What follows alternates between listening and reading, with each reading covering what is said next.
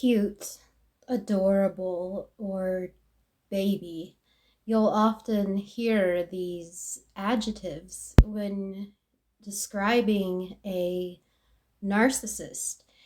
It's all a part of that narcissist charm. You are probably never attracted to arrogance or jerks or overly confident people. Instead, you were probably drawn to the innocent, sympathetic partner, the one who tells you that you are making them happier than anybody ever has. There is a strange pattern among survivors going from giving them attention to needing their attention. How did this transition in the blink of an eye happen?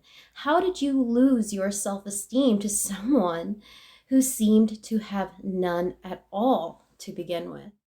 When you first met the narcissist or the psychopath, you probably felt sorry for them in some way, and they had so many sympathetic qualities. Their ex had abused them. They were insecure about the way that they looked. They'd been unhappy until they met you, and now they cannot believe that they're dating somebody in your league. And this is where the empathy kicks in. You have done it your whole life. You see somebody feeling inferior and you know how to make them feel better.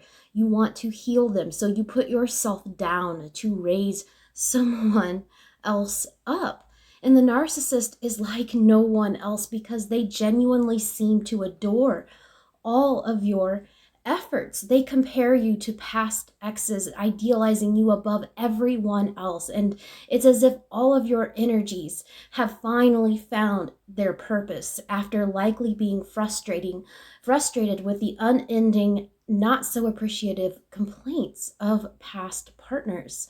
Many survivors report not even being attracted to the narcissist at first, but with time, you begin to see them as the best looking person in the world. You can't even think of anyone else sexually. So how did this happen?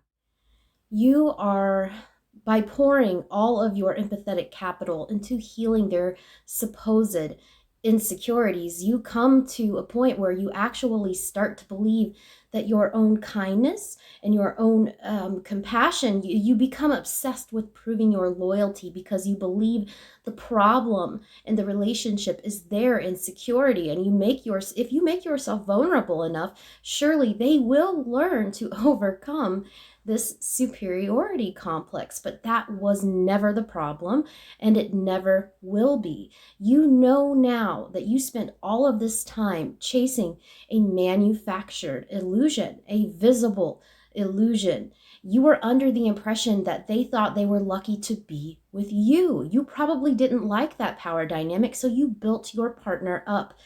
And you did this in order to make them feel better about themselves. And this is how they hooked you right here with sympathy. And if you perceive them as childlike, your natural instincts, they kicked in, and you did everything that you could to prove how much you care about this narcissist or this psychopath. And this is likely the way that you have dealt with people throughout your entire life. And when others have no self-confidence, you try to build it for them.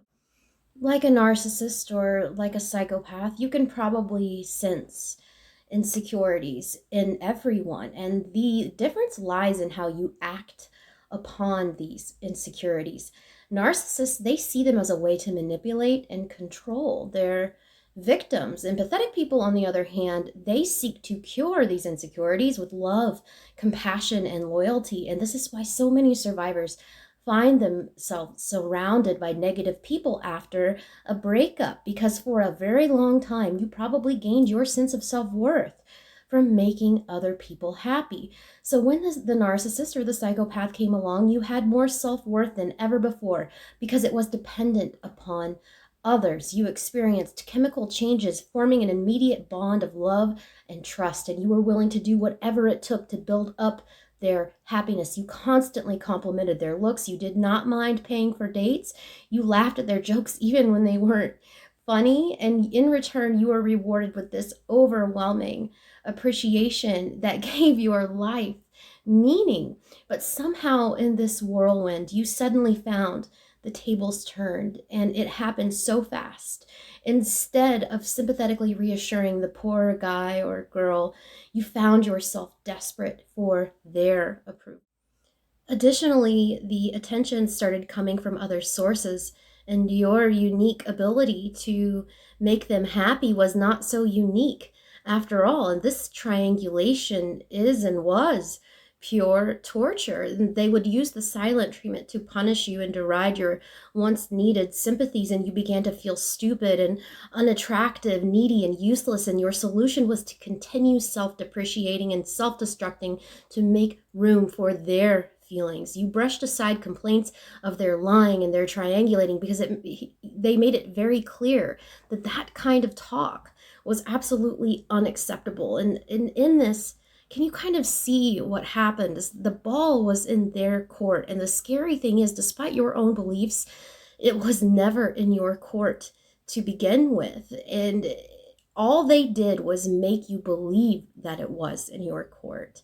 By giving you that false sense of self-confidence and importance, you opened up so fast. And this is why this is why you trusted the narcissist or the psychopath very quickly and let them into your life without a second guess. This is also why the grand finale was more terrible than anything that you have ever been through in your entire life, anything that you have ever felt before. It was the outright dismissal of your self-worth, your entire being, and you invested it in the narcissist. You invested all of it, thereby giving them the power to take it away. You never even comprehended this type of power struggle because you were too busy pleasing and that inverted baby persona. And after all, how in the world could a baby be plotting manipulation and domination? It's if they decided to declare checkmate whenever you thought you were playing checkers.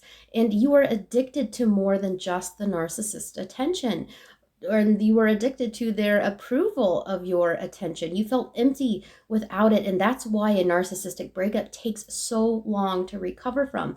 You are not just getting over a romantic encounter, you're rebuilding your self-worth and your entire identity from scratch. And that's why you become so sensitive to the reactions of everyone around you after the relationship has ended, and that includes future partners. And until you go through the recovery process, you will be bouncing around trying to find a replacement for that approval, something to give your life meaning again. But there is good news here, and it outweighs everything else. Once you begin recovery, your life changes forever. You start to find overwhelming self-worth in your own values, your own behavior, and your own heart. And remember those negative people that I mentioned? Slowly but surely, they begin to disappear from the picture. Those people that were they surrounded you after the breakup. And at first you question yourself and remember how happy you were with them. But as you redefine your self-worth, you come to realize that you created this happiness. And similar to the relationship with your narcissist,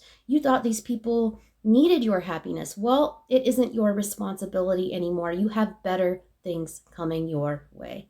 My name is Sara Ann Brown, and this is Narcissistic Abuse 101.